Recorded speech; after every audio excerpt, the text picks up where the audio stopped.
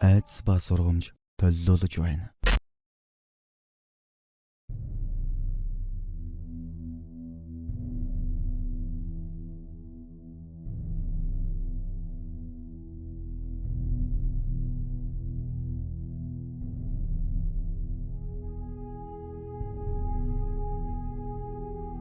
Говь гэдэг үг өвлийн хүүтэнд ч дотроос дулаацуулах халуйлжтэй үг билээ.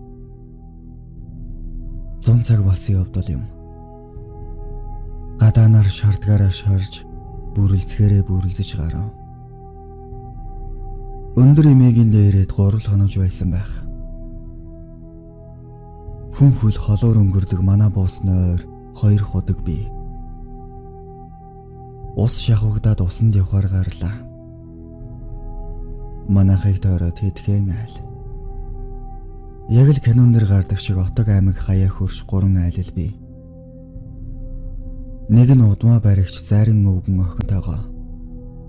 Нөгөө нь ихнэр нөхөр 7 тэмээний тунд доошоочгүй дээшээчгүй амьдардаг айлууд.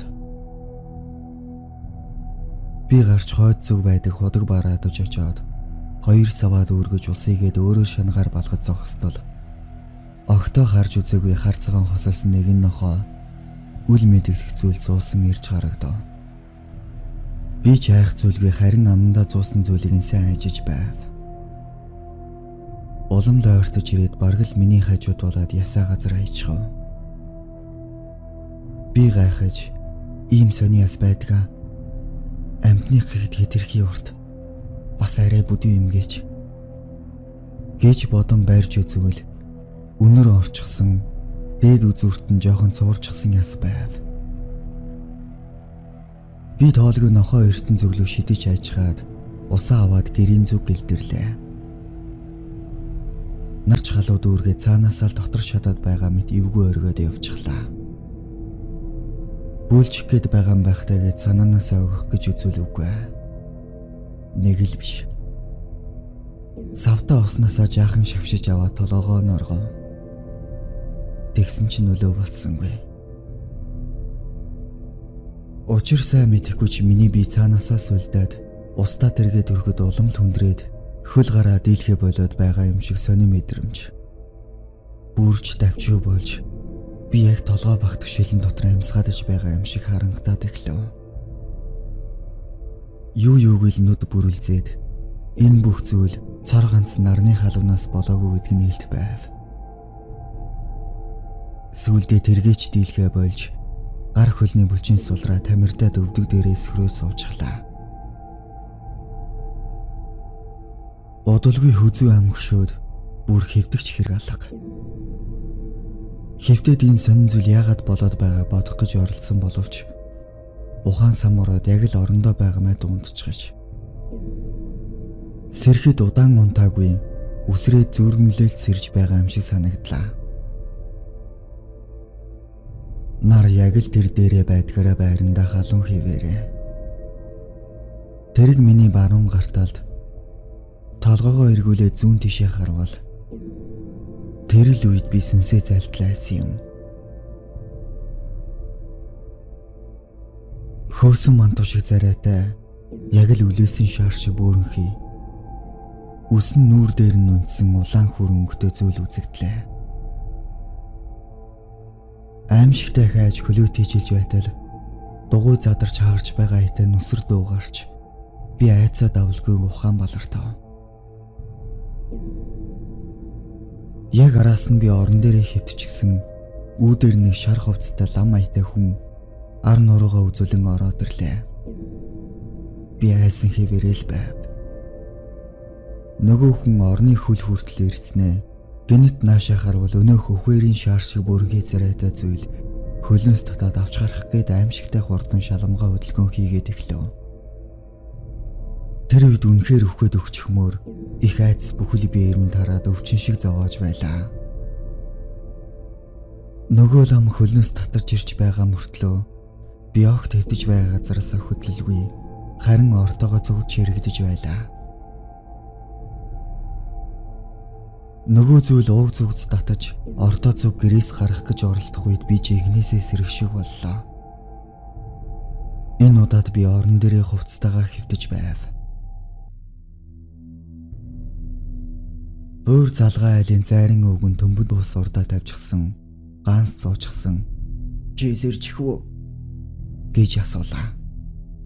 Би үг хэлж чадалгүй халуун хөлс сууж толгой дохив. Өнөө зайран улаан утас гаргаж ирснээ сүүнд дүрээ төмбөдөө усан дэжгөө. Араас нь улаан цосон зоо сэлбэртэй зүйл ус руу 2-3 дүрснээ. Олиггүй зүйлээс айж хойд зүгийн л хорлол таарч өдрийн дайрлага юм шиг байна. Гээд өнөө савтаа усандаа альчуур дүрж норохдол альчуур гарч ирэхдээ цусан улаан өнгөтэй болчихов. Базаж байгаа чихтэй чигээр нь миний нүрийг бүтээж тавиад баруун гарыг минь атгаад авлаа. Хит базаж атгаж байснаа гинэт хурууны өндөглөө зүв шиг зүйлээр хатах шиг часгийсэн өвдөл мэдрэгдээд өнгөрлөө. Их хүчтэй өвдөөгүй. Тэгсэн мөртлөө тэр альчуурыг аваад хартал гайхширмай зүйлс болж байв. Миний хатгсан хурууны хэсгээс савны тал гэртээ цус гараад гар маань хүртэл цуснд бодогдсон байлаа. Зуны айгам халуун хөл гарын хуруу хүүд оргиж байснаа халуу дүүгээд сая л нэг ухаан орж байгаа итаа болов.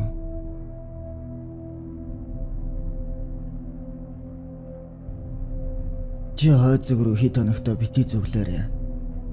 Хорлол дайрлага зэрэг тохиолдоод үхлийн агуурл өнгөрлөө. Дэвтэ удмын хүүт улдаалаас их шиг боллоо. Хойд зүглөө бити зүглээрээ."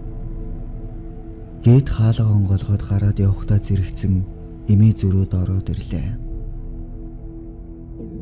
Тухайн үед гайгүй юу миний хүү, яаж байна гэх зүйлс асуугаад өнгөрсөн. Энэ бүх зүйл болоод өнгөрсөн хэдий ч өнөө харагдсан зүйлс бодлоос огт гардаггүй юм. Намайг худаг дээр байхад яс цууж ирсэн нохоо дайрлага байж. Нохооны зуусан яс нь хүний биеийн яс байж таарсан. Би тэрийг хой зүглүү юм бодлого чулуутсан хорлол болох шалтгаан болж. Яг тэр зүйлээс хойш намайг тэнүүлч сүнс дагаж мордоод би тамирдууж ухаан балартуулсан.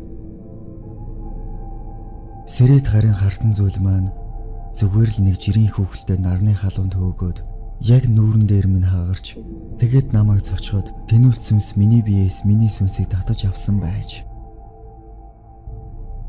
Үүнийг тайлбарлахдаа сүнс зайлах гэж ярьдаг юм байна лээ. Даалд учрыг бичээд хэрэггүй байх. Ямартай ч дайрлага гэх зүйл гинэт ирээд л гинэт айлгаад явдаг зүйл байна лээ.